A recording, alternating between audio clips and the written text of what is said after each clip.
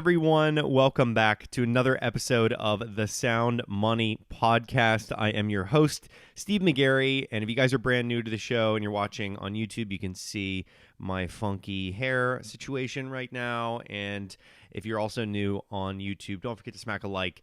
It really helps the channel. And also, all the links that I'm going to be talking about in this episode are in the description below, and I'm going to be going over some basic concepts around UBI, or Universal Basic Income, as well as some of the cost of living that is currently in the United States as of 2019 of recording this, and what could happen if that were implemented.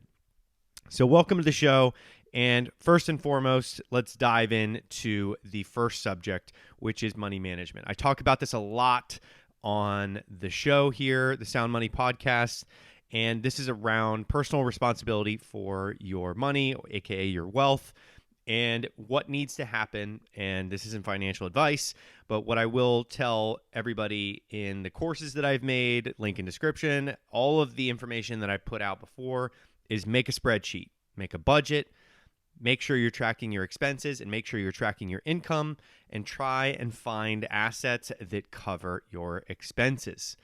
It is easier said than done. Of course, nothing is easy. And it's important to realize that when you are looking for assets, you need to be looking for cash flow to offset expenses. And eventually, if you have your income and expenses in one column and you have your assets in another column, the assets and the cash flow should offset those expenses.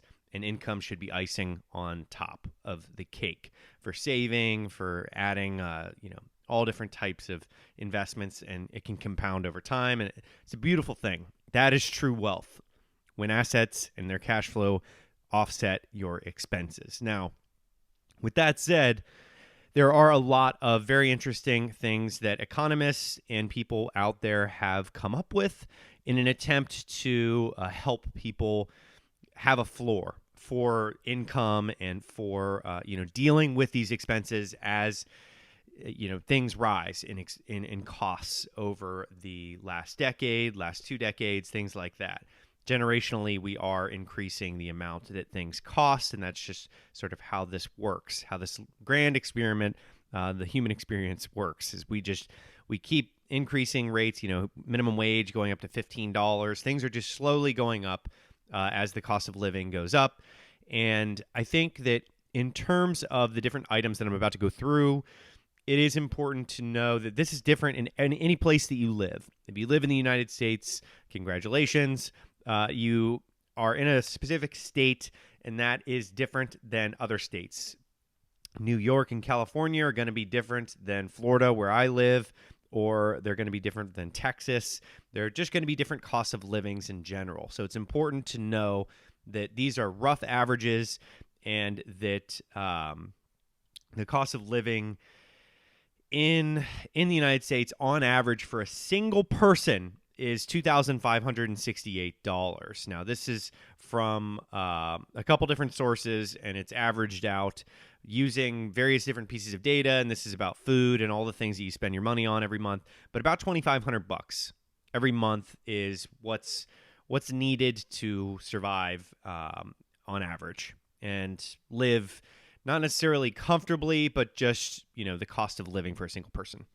So the cost of living in the United States is more expensive than 86% of countries in the world, and it's ranked 15 out of 103. So there are more expensive places to live than the United States. It's important to mention that as well. So what I'm going to do is I'm going to go through a list of items. Comment in the description below if you guys are listening in on YouTube, and let me know your thoughts on Twitter if you're listening in on Spotify or iTunes or wherever you consume this podcast.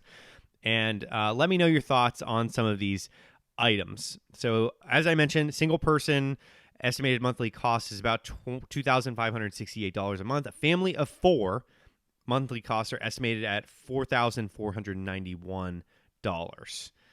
We're ranked 15 out of 103. And let's go through some of these items. Food, basic lunchtime menu, including a drink in a business district, wherever you are, is $14. A combo meal, a Big Mac meal or similar. I actually studied the Big Mac index when I was majoring in economics, and it is $8. Looks like a pound of boneless chicken is $4.31. A liter of milk on average is 88 cents. That seems much lower than I thought. 12 eggs is 307. 1 or 2 pounds of tomatoes is $4.02. 1 or 2 pounds of apples is $3.40. 16 ounces of cheese is $6. 2 pounds of potatoes is $1.70. Wow, that's up quite a bit there. Domestic beer in a supermarket, it looks like 16 ounce is $3.29. 1 bottle red wine is $15. On average, it says good quality here. I'm going to be putting a link to this below also if you guys are interested. Bread for 2 people for 1 day is $2.12. Now, housing. That was food. Now we're going into housing. Monthly rent for a 900 square foot furnished apartment is $2,165. And now this is prefaced in an expensive area, and we'll go through a normal area. A normal area with 900 square feet is about $1,500. So only about a delta there of about $600 in difference from normal to expensive, but we're looking at about $1,500 to $2,100 for the normal to expensive area. And when I say expensive, you're talking about a area that is super clean. It is around a lot of things, high walkability scores, great schools, things like that. And the next one is utilities. So on average in the U.S., utilities, heating, electricity, gas for 2 people in a flat is $179. That does seem about right based on all of the places that I've lived. About $170 is around the average. Monthly rent for a furnished studio that is only 480 square feet is $1,547. So literally in an expensive area, you could get a place that's 500 square feet for about what you would pay for a 900 square foot in a normal area. So just a quick little change there. And paying electricity, gas for a 500 square foot place would be about $119. Internet per month is $48 on average. And there's a lot of them on here that I don't really feel like going through. But let's go through some of these price indexes. The cost of living rank by state here. And actually, no, this is by city. So we have a price index. It's pretty interesting. Babylon, New York is ranking number 1 for the cost of living. Nantucket. I actually spent some time in Nantucket. I lived in the number 3, which is Mountain View, California. I lived there for about 6 months. And Palo Alto, I lived there for a few months. That was where my wife, she lived as well. New York City's ranked 5th. And then we have Hilton Head Island in South Carolina is number 6. Interesting. San Francisco, California is number 7. Lived there for a year. 2 years. Walnut Creek, California is 8th. And it looks like Connecticut or Waterbury, Connecticut. Montclair, New Jersey is number 10. And it looks like the vast majority of these are in California. Boston's number 20. Miami, Florida's 25th. Interesting. So a lot of these are in California, which makes sense. There is a higher standard of living there for sure. And let's go through personal care. That is a really, really important one for a lot of people, and a very, very fundamental one for the cost of living bottom line here. So cold medicine on average across the board is $7.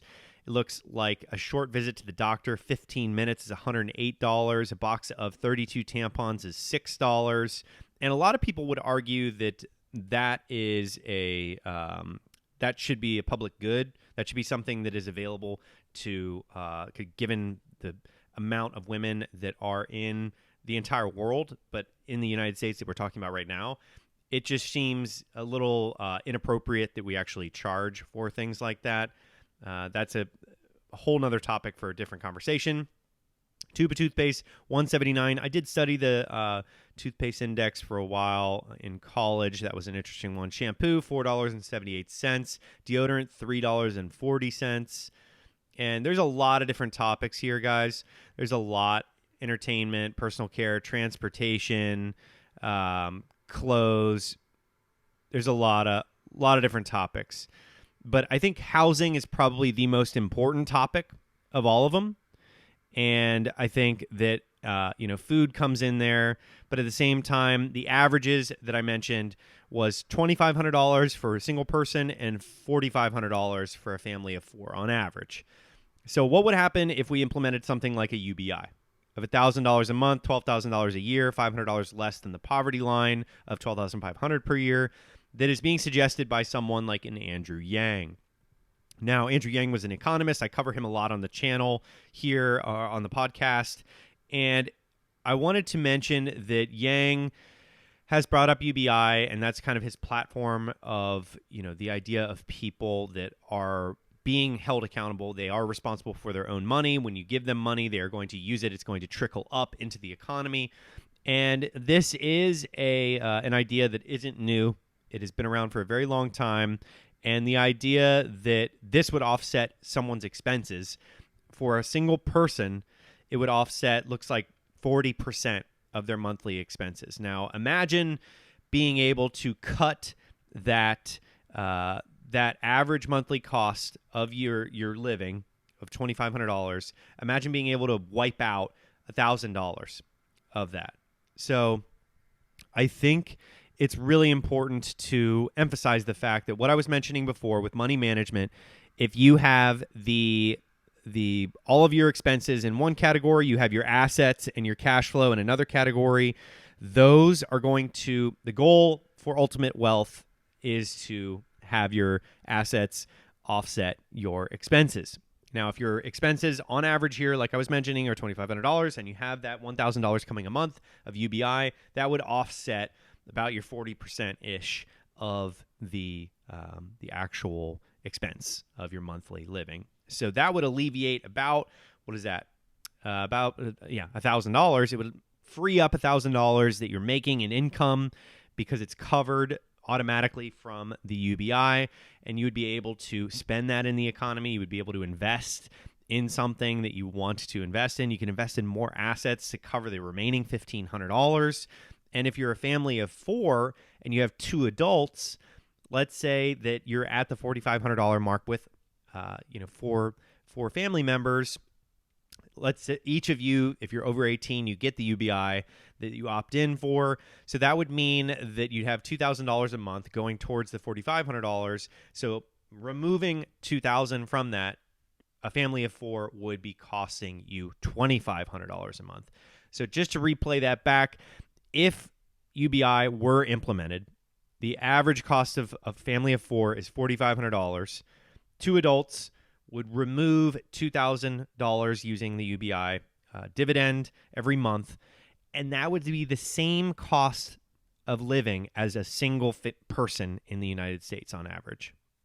So a family of 4 would then be reduced down to the cost of 1 person right now. So that was kind of my entire mission here, was to show you guys that with a family of 4 and 2 adults with UBI would actually be reduced down to the monthly cost currently of 1 person. And that is a bold statement and a bold move, all based on data here that I'm going to be linking in the description below.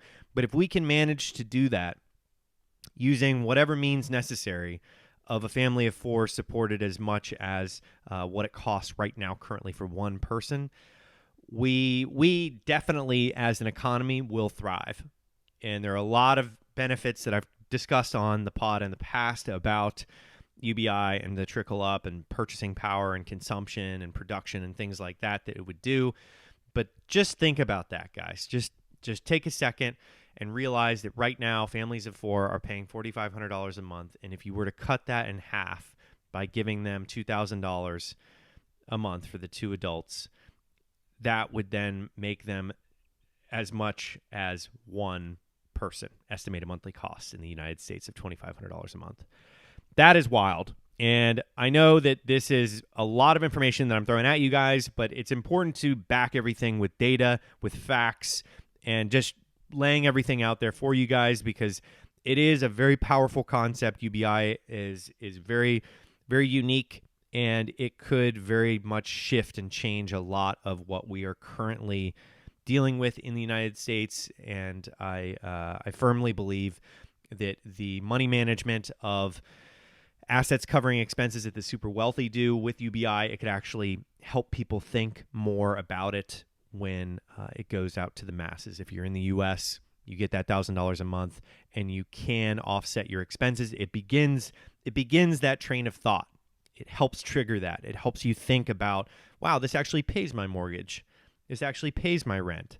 This pays for all of my transportation, my car, my insurance. It pays for all of these things. I wonder what other assets I could use to offset my other expenses. And at that point, you have alleviated that stress, and the sky is the limit at that point. So that is it for this episode. I hope you guys like it. It's a bold analysis, and it took a while to build up to the fact that for a family of four could be reduced down to the cost of a single person.